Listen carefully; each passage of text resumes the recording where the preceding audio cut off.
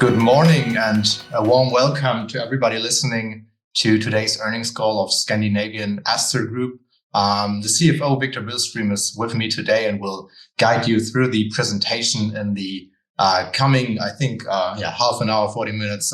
Let's see.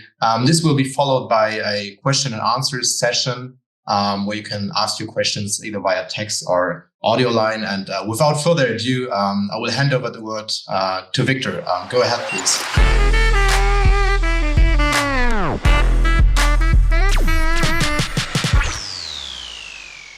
Hi everyone. Welcome to this earnings call. Analysts, investors, and fellow shareholders in Astor Group. You will join me for the coming hour here, and going through the 2024 numbers, and we will have some Q&A in the end as well. So please prepare some questions during my speech here, if you would like to ask them in the later stages.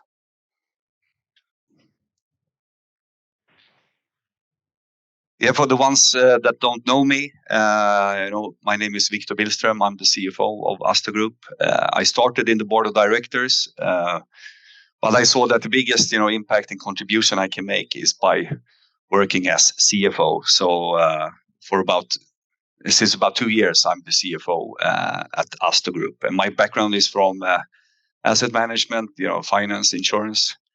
And I previously worked as a CFO for a battery company in Uppsala called Altris. I am also the fifth largest shareholder in Astor Group. And you never know, I might be the fourth largest in the future. This is important to start the presentation. We are very happy to announce that Astor is back in black. It's in Q4, it's with capital letters. On the full year, we made the cut. So that's the most important thing. And here, I think a big thank you is in place to all our 150 employees, for making this possible. I'm merely the numbers guy, so I don't sell, I don't produce. So that has been your hard work that made this possible to get us into black numbers. And why is this important? Yes, it's important because it increases the interest to invest in Astor, and it increases the interest for us to be able to acquire new companies. They see us as a good owner, and above all, it makes us more interesting for us as an employer to hiring key, attractive new employees that can contribute to our success story. So Astor in brief, for those who are not acquainted to us, if you look at the pro forma numbers, we are about 300 million Swedish last year. As if it were all the companies we own today, as if we owned them the full of last year, we would have had a revenue of 300. We have a market about 60-40 split, defense civilian. We are present in 3 countries, Germany, Sweden, Finland. We have a market cap about 1 billion, maybe a little less today, but we hope that will soon be up to 1 billion again. Employees, we are about 150 employees, all the new companies counted. We have 9 production sites. We have 2 business areas, and we have a lot of shareholders, 15,000 shareholders. And where are we based? We are based in Finland, in Vasa. In Sweden, we have 8 locations, from Malmö in the south to Avesta in the north. We also have a sales office in Munich, Germany. And we have several sales agents around the world that represent a lot of the subsidiaries we have. So moving on, this is a very important picture. Astor Group has only been listed for about 2 years now. We made the IPO in 2023 with a market cap about 50 million and sales about 50 million as well. So we made a big journey to where we are today.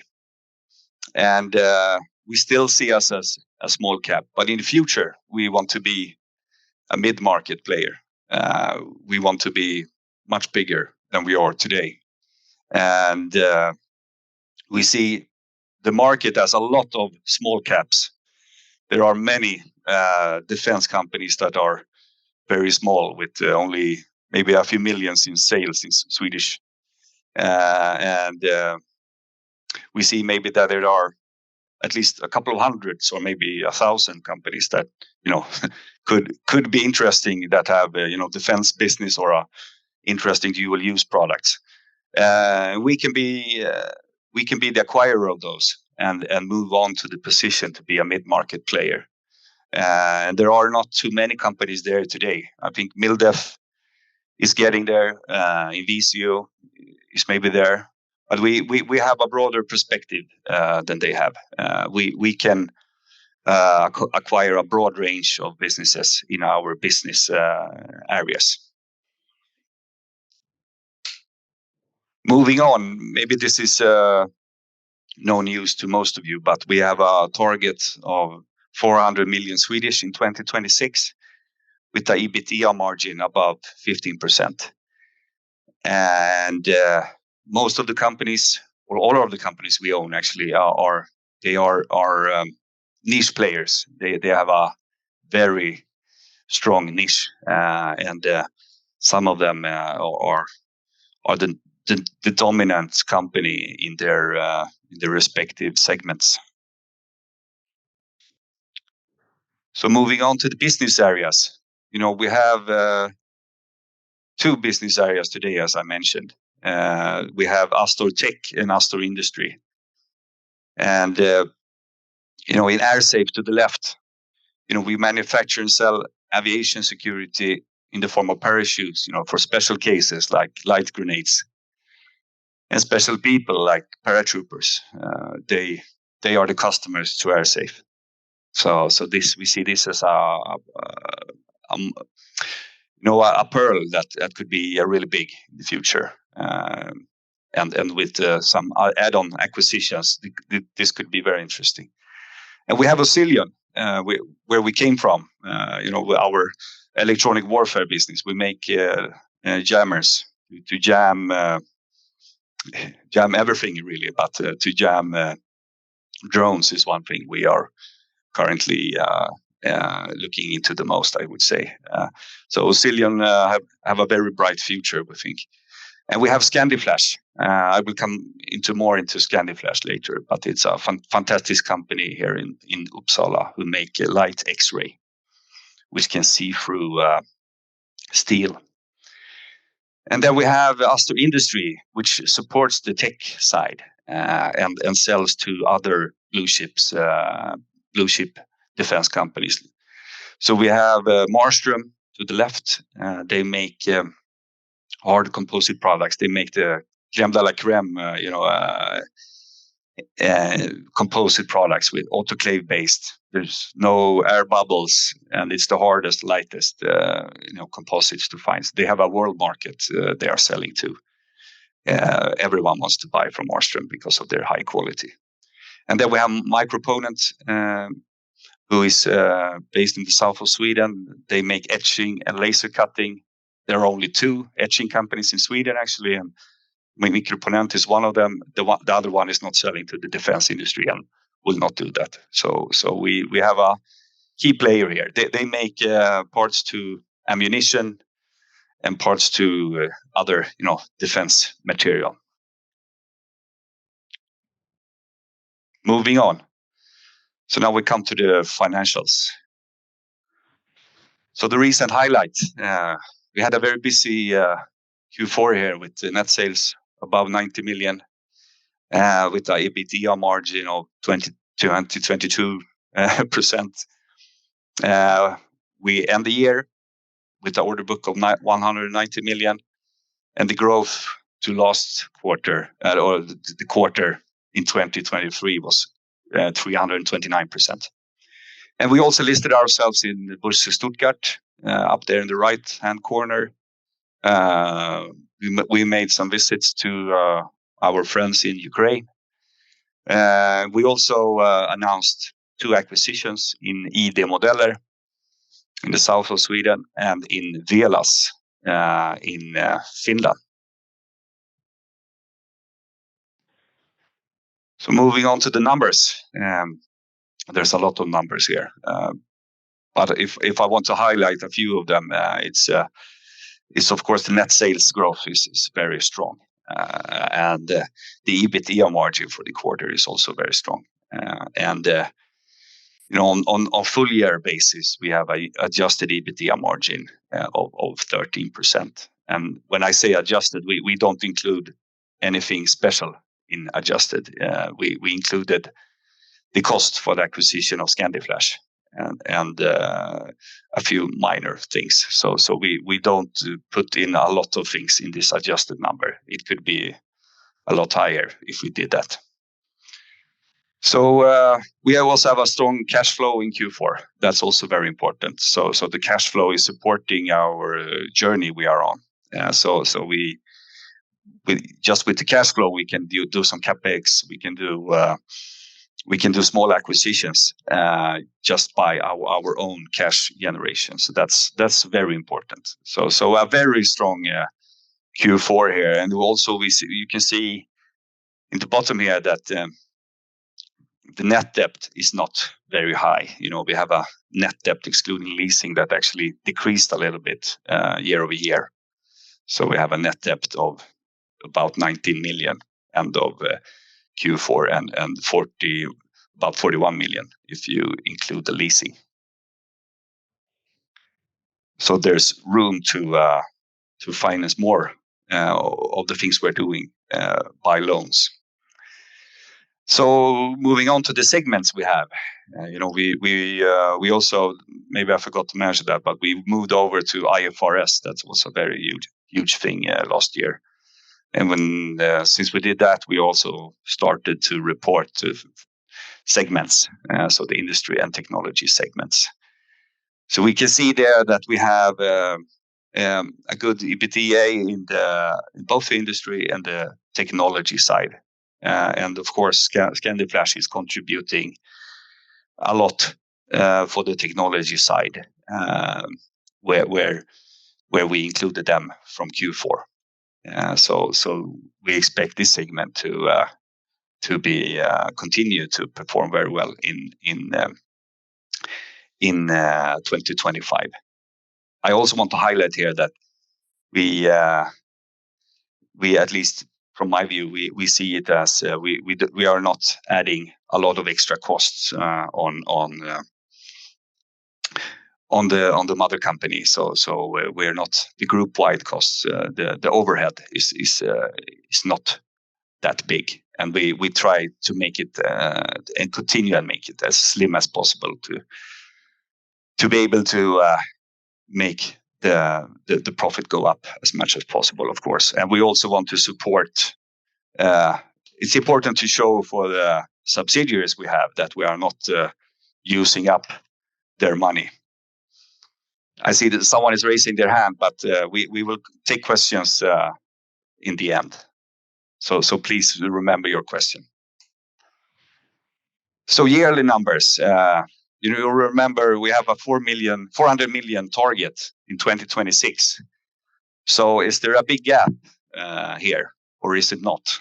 So if we look from the left to the right, we can see that our reported figures was about 220 million.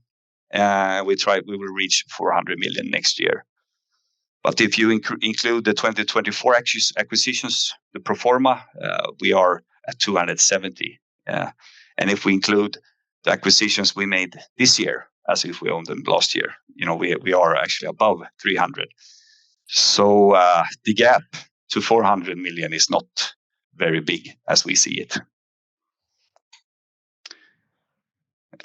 This is quarter numbers again. We have net sales for Q4 increasing by 329%. We have the adjusted EBITDA increasing. It's a big number, of course, but 1,600%. Yes, we continue. So looking at the outlook for 2025 and beyond, I got this picture from Patrick Drimedal at Swedbank. He made this a very nice picture where we can see the disarmament from 1995. Sweden were a much bigger military force back in the Cold War, but after the wall went down, and you can see here from 1995, we actually have decreased almost the most our military spending based on GDP. So there's a lot of room for increasing this number, and here we have that number. So here we can see that we are. So this is Sweden's budget for military spending in the coming years. So we can see that we are increasing them a lot, and that of course means a very nice thing for being in this business. It's a bad thing for the world, but you have to be realistic and see that you have to spend more.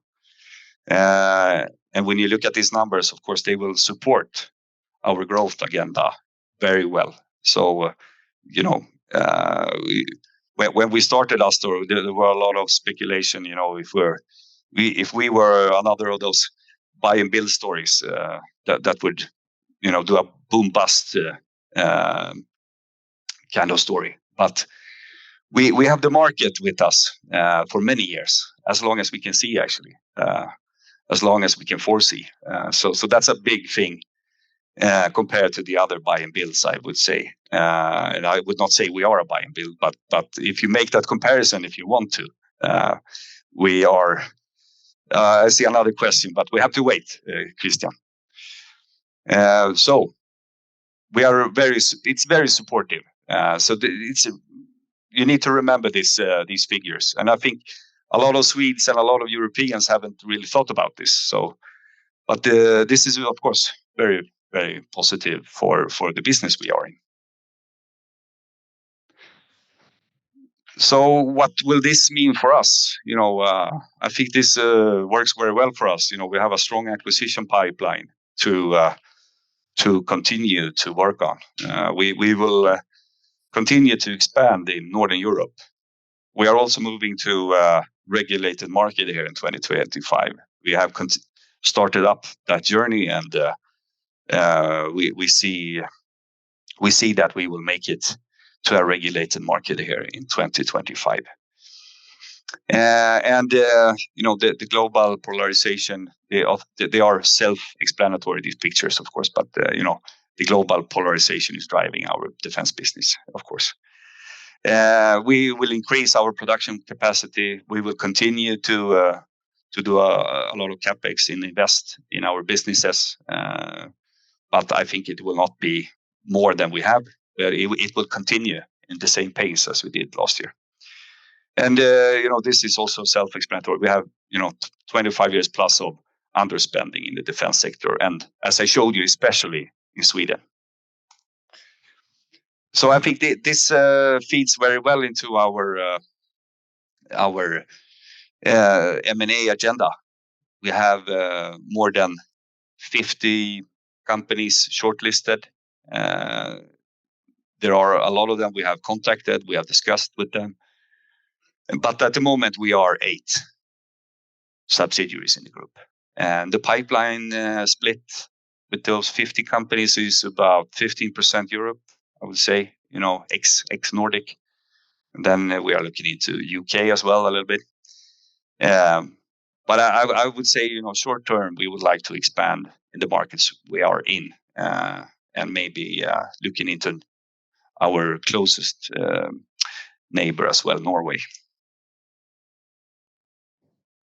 And here are some comparative figures.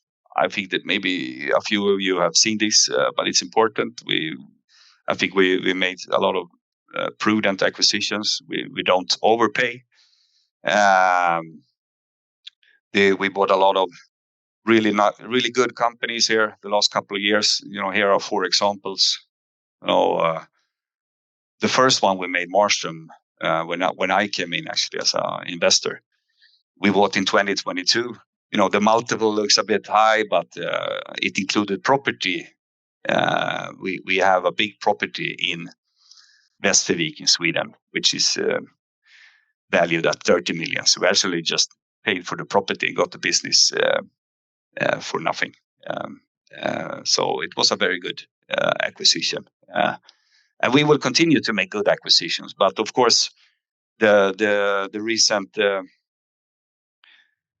recent political turmoil and the rise of defense shares will probably mean that we maybe have to pay a little bit more than we have done previously. So, but don't be afraid of that.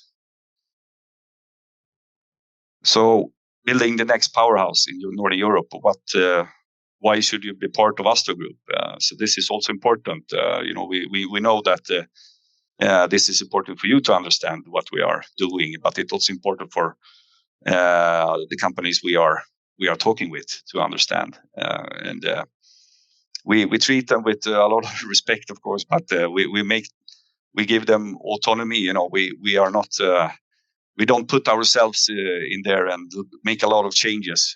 We try to buy companies that are already performing well. So it's not necessary for us to put ourselves there and change things.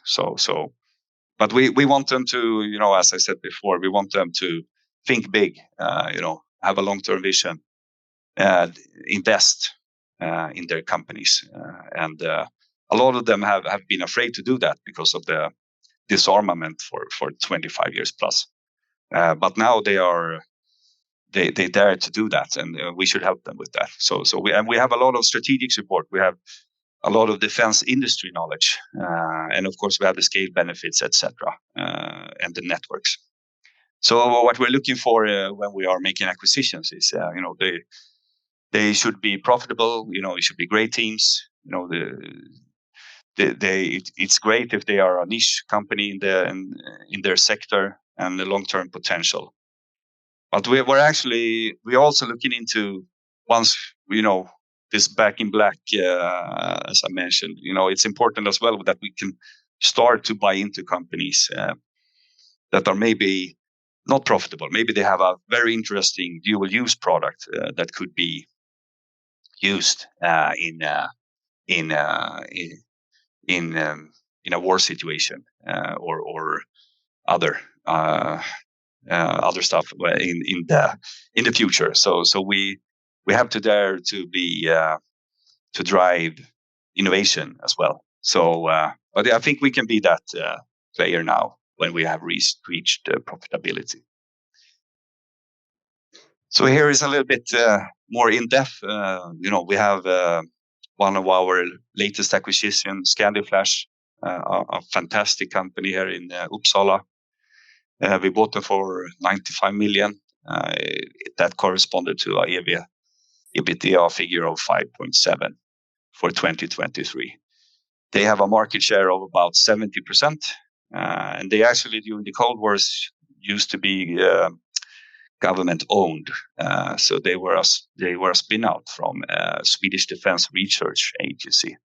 So we are very happy to have them on board. And here's just a picture to show what kind of pictures you can take with these flash X-rays of Scandiflash. So here you can see a bullet going through active armor, and you can see what happens with the armor. And of course, some of it you can see with the camera. The camera developments is moving fast. But often when they done comparisons, they see something happen with the regular camera, but they see something else when they see it in a flash X-ray, and that's the truth. So we see this as a very great company for Astor to expand on, and then you can see in the background there's also the space. There's maybe, as you are aware, it's a crowding space out there with a lot of satellites and other things, and you need to understand if there's a debris, hitting your satellite, how will the impact be? And that is something you can measure with the Scandiflash system. So we see a great potential for this company. If you were asking me, Scandiflash themselves would be valued as much as Astor is. But of course, that's my personal opinion. And here is another acquisition we made recently, ID Modeller AB. It might be, you might be asking, why did we acquire a company in the south of Sweden, making molds and other things? And here's why. Marstrom, they are a great company. They are of together with ID Modeller, they can be the full service supplier to the defense industry. You can come. Our defense clients, they can come to Marstrom with an idea. We draw it, we cut it, and now with ID Modeller, we make our own mold. So we can have rapid response if you want, and not trying to find a mold partner and how can you make this mold for us? So it will be much quicker. We can make test products. We can make everything will be a lot smoother. And Marstrom will as I show here in the middle, they will have the full value chain of this. So our defense partners can come to us and get from an idea to a finished product. We can help them with that. So that's very important. And to the right there, we have a Belotti, the 5-axis machine we talked a lot about. This is a recent picture from Västervik. You can see the new building there, nice lights and everything. You can see the machine there, and it's ready to be commissioned here in March. So we hope we see a lot of potential for that machine. And ID Modeller, they have the expertise in this kind of production with this kind of machines. So we bought the know-how about these machines. And another thing to the left there, maybe to wrap things up, we bought it for about 30 million. They had an asset value in their books of about 12 million. But if you would need to replace all the machines with new machines, and some of them are new, but if you need to replace them with all new machines, it would cost roughly 40 million Swedish. So we are very happy to have ID Modeller on board. They have a great team in Ljungby, in the south of Sweden. So with that being said, I think we dare to believe that the best is still ahead of us. So you ain't seen nothing yet. So that's all from me. Over to Q&A. Perfect. Thank you very much, Wictor, for the presentation. As outlined in the beginning, you have two options to ask your questions. You can either raise your virtual hand, which some of you already have done. So you can ask questions via audio line. What else you can do, and what else some of you already have done, is ask your questions via the Q&A section. I will then read those questions out, and Wictor will answer them. We will start with the audio line questions, which will be followed by the questions you sent in before the call. And lastly, we will answer the questions in the Q&A. And I've seen the hand of Christian is up for quite some time. Christian, please unmute yourself and ask your question. Hi, Wictor. Thanks for taking my question. So the first one I have would be on the margin in the fourth quarter. I'm trying to understand a bit more how sustainable that margin is, right?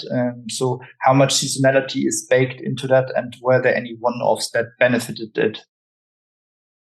Yeah, sure. Of course, in the business we are in, the fourth quarter is one of the strongest we have. I would say fourth quarter and the second quarter is a bit stronger. But I would say that the margin is over a year is as strong as it can be even stronger than that. I would say once we reached even more economies of scale. But we have our long-term target of 15%. So that is what we have communicated in margin going forward. So we will not promise anything, but I think it could be a higher actually.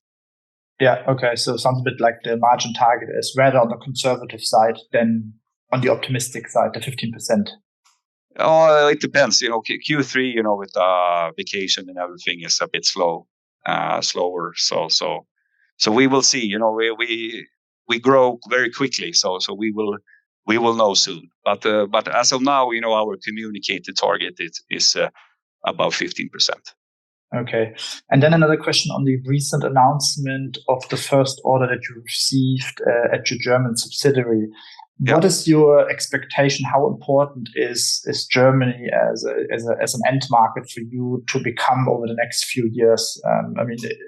From a news flow perspective, Germany is booming in terms of defense spending. Yeah. There's discussions about 200 billion additional defense spending. So this should benefit you. But how do you see this in terms of KPIs for Astor? Yeah, sure. Good question.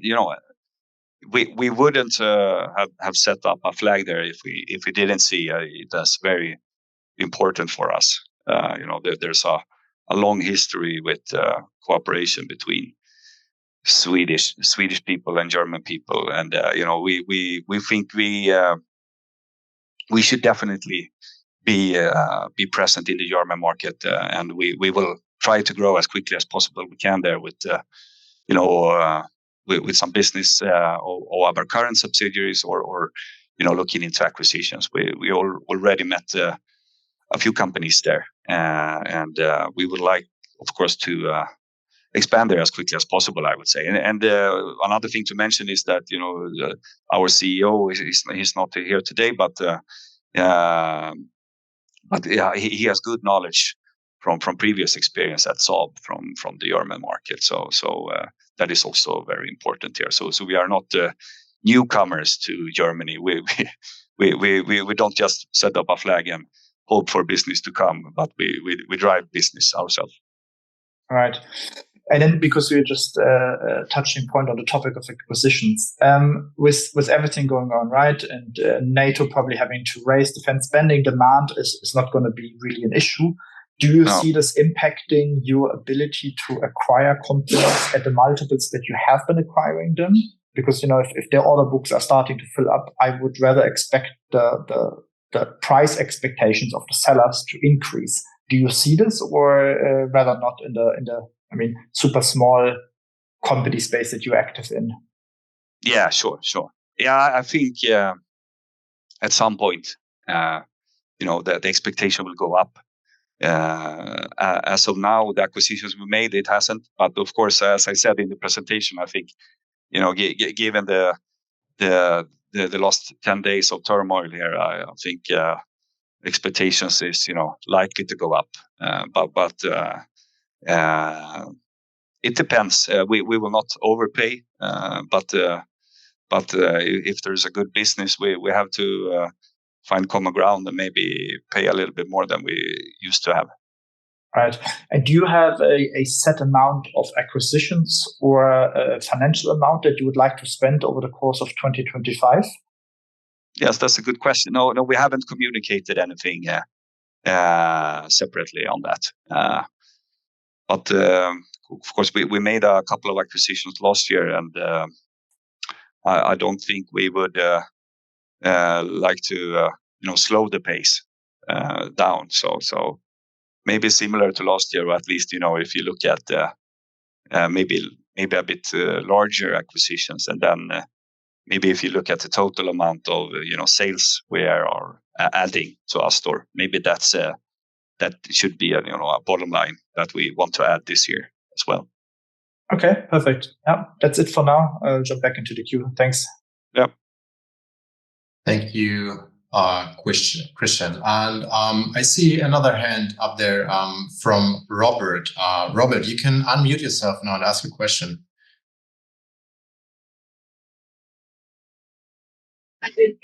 So, hello? Yeah, we can hear you. Oh, good. I'm thinking about what Matthias is talking about. He says a lot of. He's talking a lot of. Sorry, we're talking about cooperation, co-op, working together with other companies. So the question I have is: are there any plans for us to cooperate with other companies such as MilDef and Saab? Yeah, that's a good question, and I think what Matthias have said is absolutely right. We should cooperate more. We should work together instead of separately as much as we can. When there's common ground, or if there's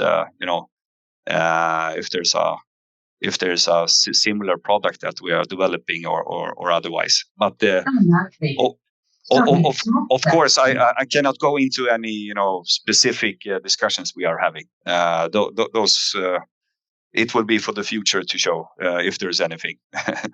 Yeah, good question. Yeah, I know that MilDef is open to cooperate with us. I talked with them over LinkedIn, and they say, "Oh, we know about them. Yeah, why not?" Yeah, sure. Yeah, of course, we have Ola in our board of directors who used to work at Ola Alfredsson, who used to work at MilDef. Of course,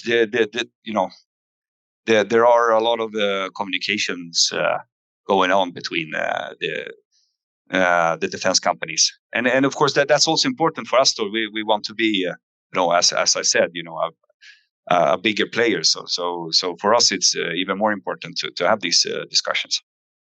Good, thank you. Yeah, thank you. Perfect, Robert. Thank you very much for your questions.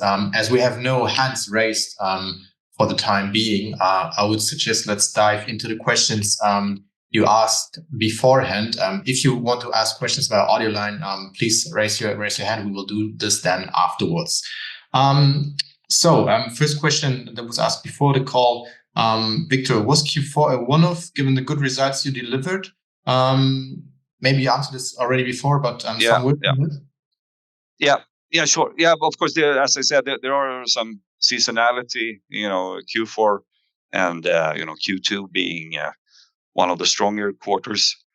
But I would say there is a possibility for the quarter to have been even a little bit stronger on some sense. But of course, all the companies delivered very well. All the subsidiaries during the quarter. So it was a very successful quarter for us. But as we grow, as I said before, we grow so quickly. So of course things could be different another quarter. If we invest and things are stationary for a little while, or so. Of course it's a difficult question, but I think the future will tell us how it will be. Yeah. Thank you very much. The next question reads, how is the order book distributed across different customer segments and geographical regions? What types of orders dominate currently? Yeah. So our order book, it's well diversified. We have various customer segments and geographical regions. A lot of the subsidiaries we have, they sell globally and not just local. So it's and it can change a lot just in one quarter. So it's difficult to answer that question, right? In any other way than that. Understood. Thank you. The next question, what is the expected timeline for converting the existing order book into revenue? Yes. Yeah. So that's actually in our quarter report. So there is a split there between 2025 and 2026. So we are already booking sales in 2026. Perfect. Next one, how do you view the possibilities of maintaining or improving these strong margins you achieve now going forward? Yes, that's a good question. But I think we will continue to invest in automation. We will try to increase our sales per personnel, our sales per person. So I think we would like to have, at least on the industry side, to see that, and the goal is to, expand the margins on the industry side, to make it more efficient, more automated. Perfect. Thank you. Halfway through the questions that we received before. Yeah, sure. How have the recent acquisitions affected the overall business strategy and synergies within the group? Yes. So I think I explained it a little bit when I talked about at least the last one there, ID Modeller, the last acquisition we made here just this month. We took over the company. So there are a lot of synergies there, and we are also, in that sense, becoming a bigger supplier for the big defense companies. So there's some synergy in that as well. But if you talk, group wide, there are a lot of synergies. We try to make cross selling. There are a lot of interaction between the companies. All the companies we have, subsidiaries we have today, they used to be, standalone companies. CEOs, no one to talk to, no one to ventilate their problems, and then now they have a lot of other CEOs. So that is a classical thing when you're a part of a group. Mm-hmm. And also IT and security, it's growing in importance. So we can do economies of scale of that. We can hire IT security for all the companies in one and get a better price and so on and so on. So there are a lot of interaction, and especially with defense industry knowledge, we hired this Fredrik Bergman in the autumn area. He's a very well connected person, and very he's very energetic and very he helps all the companies as well. So it's very good to have this group of subsidiary CEOs that can work together and share between them. Perfect, thank you. The next one reads, which markets do you see the greatest potential in for international expansion, and what is your strategy for establishing yourself there? Yeah, so I think I said that as well, that we'd like to expand in Germany as quickly as possible. We would also like to add another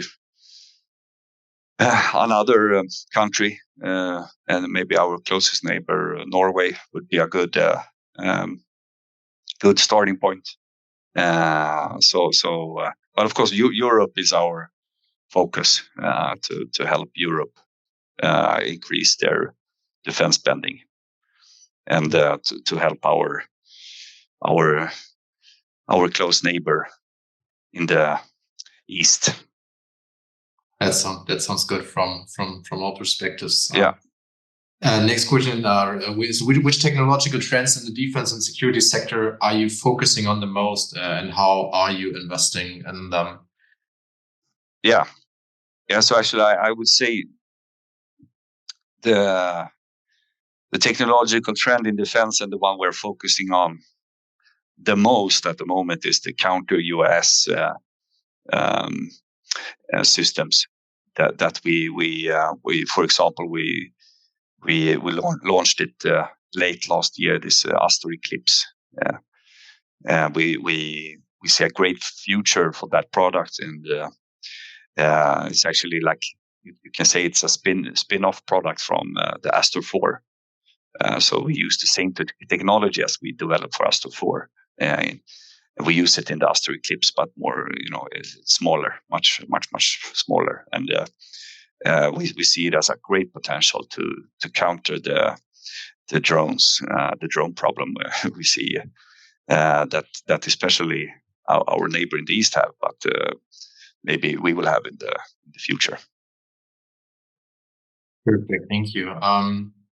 How does your business contribute to society at large beyond delivering products and services? Yes, that's a good question. I think in the short term, our main priority is to contribute to a neighbor in war, but in the longer term, everything we do is actually there's some sense of greenness into it. In the carbon fiber, everything is it needs to be more lightweight. It needs to be battery driven, and so the carbon fiber business, there's immense potential in the long run for good quality carbon fiber. But of course, we would like to give back to society at large at some point, and probably we that will show in the future. But in the short term, we focus on helping our neighbor there and increase the defense spending. Perfect. Sounds good. Thank you. And the last questions from the questions we received before the call reads like this. What is the competition like in the international markets, and how do you plan to compete? Yes, so that's a good question. A lot of good questions. But this one is, if you look at Scandiflash, they already have 70% of the market. And we are not, at the moment, we don't see that changing. We hope it will increase. But of course, we need to add new products. We need to update our product offering, and all the time to keep it competitive. But especially in the electronic warfare business, of course, there's a lot of very good companies there, a lot of competitors, but a lot of them are American. So of course, that could mean that if we focus on Europe, it could be even more positive for us. I think that's and that's also important in this carbon fiber business that we are now. We are an in-house, full service supplier. So we can be that supplier which you can come to and develop new products quickly. Perfect. Thank you very much. In the meantime, I've seen that we have another raised hand from Shashi. I hope I pronounced that right. Please unmute yourself and ask your question. Hey, thank you, Philip. Hi, Wictor. Hello. Hi, very nice presentation. Thank you so much. I'm so happy to be with the Astor. I have a question about the Astor 4. I mean, it has been promised for a very long, but we haven't seen any news. I mean, do you have any update about that? Yes, thank you, Shasha. Good question. As I said, I think the priority in the short end, or for the time being, is the Astor Eclipse, to make that into a success story. That's where we see the closest, or in the short term, the biggest potential. And we don't see any less interest for Astor 4. In the long run, it's a great product. And as we said, I think we mentioned that in the quarter report. We see that we are getting close to a good testing testing scheme here and down in France. So we just have to wait, and we don't see any negatives. We only see that it's, you know, it takes a little bit longer than we have would have wanted, but in the meantime we have developed this Astor Eclipse, you know, as a spin-off from Astor 4. So I think I think we managed the situation well. Okay, thank you so much. Oh, thank you. Thank you very much, Shashi, for your questions. So now I would say let's dive into the questions that were asked in the Q&A. I've seen we are seeing a lot of questions, so let's try to get through them. Let's start with the first one from Alexander, which is in Swedish, but thank you, Louisa, for the translation. What strategic initiatives do you plan to implement in 2025 to further strengthen your market position, including potential acquisitions, expansion into new geographical markets, or development of current product areas? You said earlier that you plan to become a mid-cap player. How will you work towards further? Yeah, for us, it's important to grow, you know, both organically and, you know, and through acquisitions. You know, maybe I forgot to say that, but there also there's this aspect that we can pay for acquisitions with you know, giving out shares. That's where we wanted to be, and now we are there. So we don't have to, you know, always raise cash through a directed rights issue similar. So I think we would like to, you know, grow as quickly as possible, and yeah, I think I touched upon that a lot. You know, we want to expand in Germany. We want to maybe move into another Nordic country here, and we want to see our current businesses growing a lot, and maybe we will add a new business area. That is also something we are looking into. I just need to shut the window. No worries. All right, then let's continue with the next one. Short question: are you allowed to sell to NATO? If yes, what is the market outlook for on NATO level? Yes, that's a good question actually, because it's a bit special for. They have a lot of cooperation in electronic warfare in NATO, so we see a lot of potential there, being the electronic warfare player we are. So we think NATO will affect us positively, absolutely. So that is something that will it will not, you know, change from one day to the other, but in the long run, it's very positive. Thank you. We touched on that before. Your 25 and 26 outlooks. One listener would like to understand, how will you ensure that you will reach your goals for 25 and 26? Yeah, actually, we haven't communicated any external goal for 2025. So we just have the goal for 2026. And as I mentioned there, the gap is not very big as we see it. But I think I will not expand on that as of now. Perfect, thank you. Do you today own a company in the AM or 3D printing sector, or are you looking into that?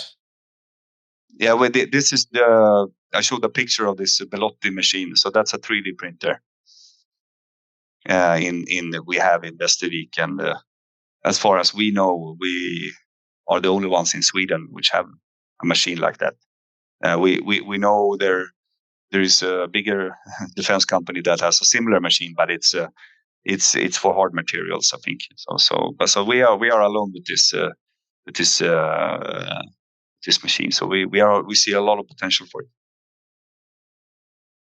Thank you very much. So then there's 3 questions from Thomas, also referring to Germany again. I think we touched on it already, however, I will read them out. First question is, which subsidiary segments do you see as the most relevant in Germany, and how do you plan to compete? You want anything to add? Regarding Germany, I think I already answered that question. So let's maybe skip to the third question of Thomas. Could you please elaborate on the expected development in overhead cost and also Oscillion's development cost? Yes. If we look at the overhead cost, as I said in the presentation, we don't want to add any extra costs, unnecessary costs. We're, as I've said before, we're not trying to enrich ourselves, but we try to make the profit per share as large as possible for our shareholders. That might of course mean that we need to invest in some development, and I think we are at that stage where we can maybe add a little bit on development. I don't think Oscilion Oscilion, they are hiring more people, so in that sense, development cost will rise, but we will hopefully meet that with new orders for our sales agenda. As we mentioned there with Astor 4, Astor Eclipse, and so on. So I think it will be net positive, and also we are looking into. There might be consultants helping out in some of the subsidiaries, and we maybe will replace them with on top level with the person, but it will also be no extra cost. It will be a zero-sum game, but we will get a much more focused individual, focusing on Astor.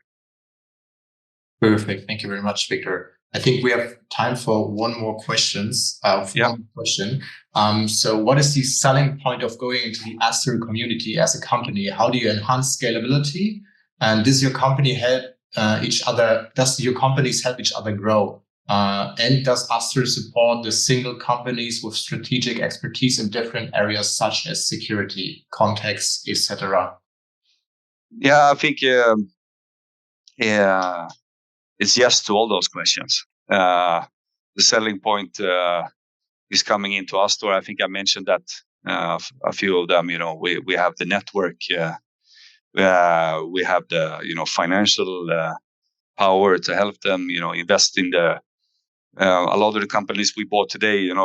This machine I talked about, this 5-ax machine in Västervik. They talked about it for 10 years. Before we came in as an owner, and now they have it in Västervik because we helped finance it. So we put in a lot of effort to help them grow. We on all levels, but we don't want to change something that is working. So we just want to give them everything they want to continue to grow. Perfect. Thank you very much.